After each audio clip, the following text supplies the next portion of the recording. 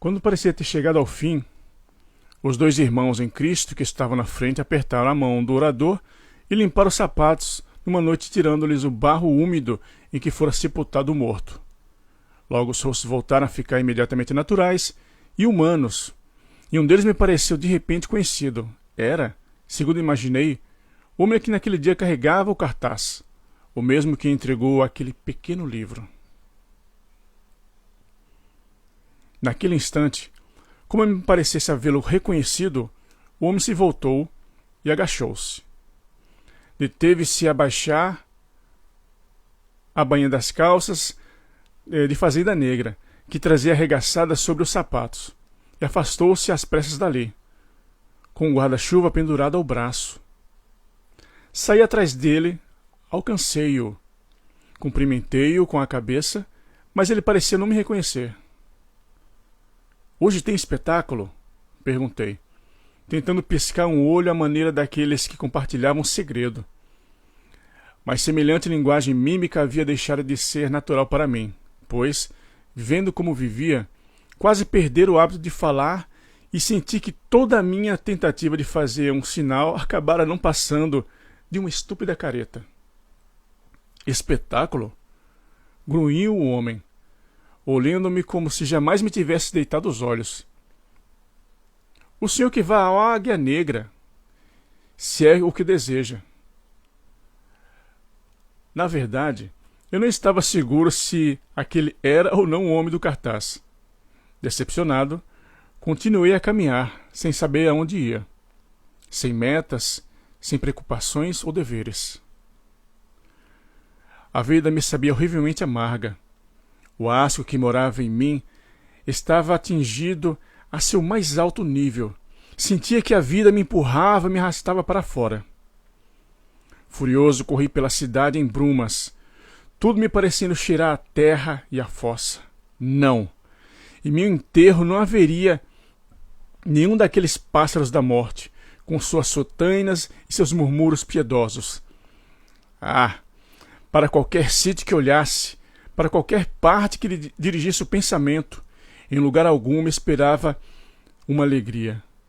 Em nenhuma parte havia um chamado para mim, nem sentia qualquer atrativo. Tudo cheirava a decomposição e a apodrecido conformismo.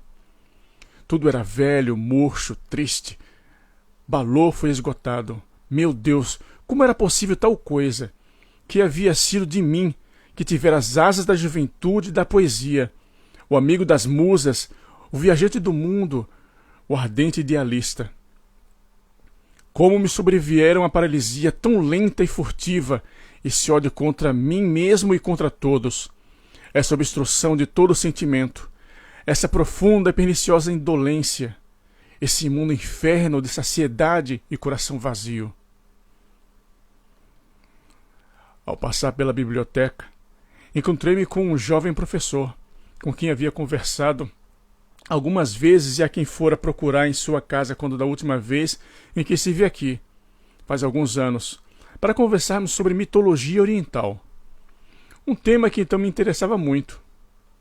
O estudioso vinha em minha direção, andando com a impertigada aparência de quem sofre da vista, e só me reconheceu no momento exato em que eu já me dispunha a passar ao largo. Precipitou-se sobre mim com muita cordialidade, e eu, em meu lamentável estado de espírito, quase me senti agradecido por tal cordialidade. Estava contente em ver-me e animou-se ainda mais recordando-me algumas particularidades de nossas conversações anteriores, assegurando-me que muito devia aos meus estímulos e que pensava frequentemente em mim.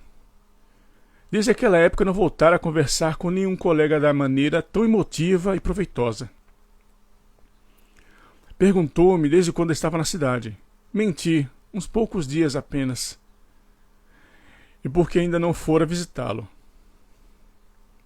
Olhei para a cara do homem, achei a cena um tanto ridícula, mas lambi como um cão faminto aquelas migalhas de simpatia, aquelas sobras de calor humano, aquele bocado de reconhecimento. Harry, o lobo da estepe, sorriu comovido.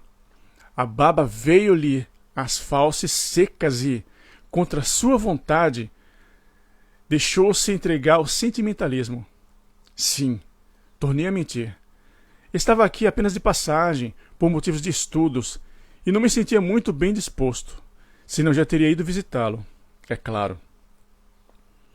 E quando me convidou amavelmente para passar a tarde em sua casa, aceitei agradecido e pedi-lhe que transmitisse minhas recomendações à sua senhora, enquanto as faces me doíam de tanto esforço, pois não estava acostumada àquelas fastidiosos exercícios.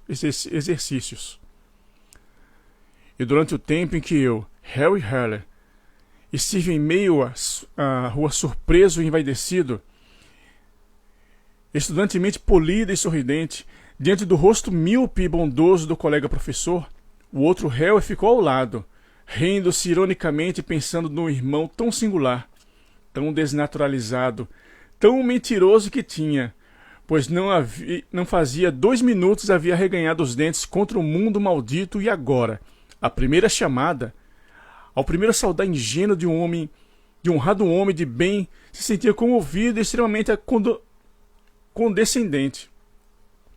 E se refestelava todo como um leitãozinho diante de um pouco de afeto, de consideração e de amizade.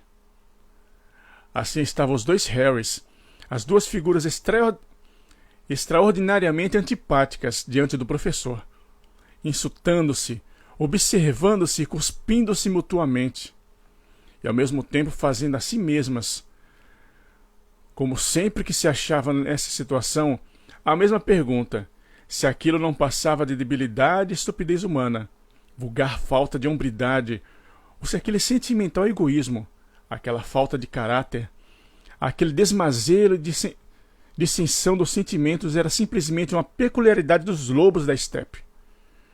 Se tal sordidez fosse comum aos homens, então podia entregar-me ao desprezo pelo mundo com renovadas energias.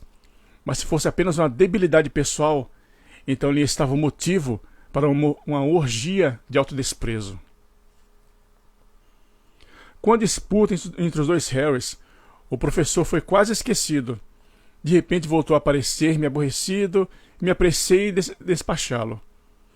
Vi-o afastando-se pela avenida deserta, com um passo humilde e algo cômico de um idealista, de um crente.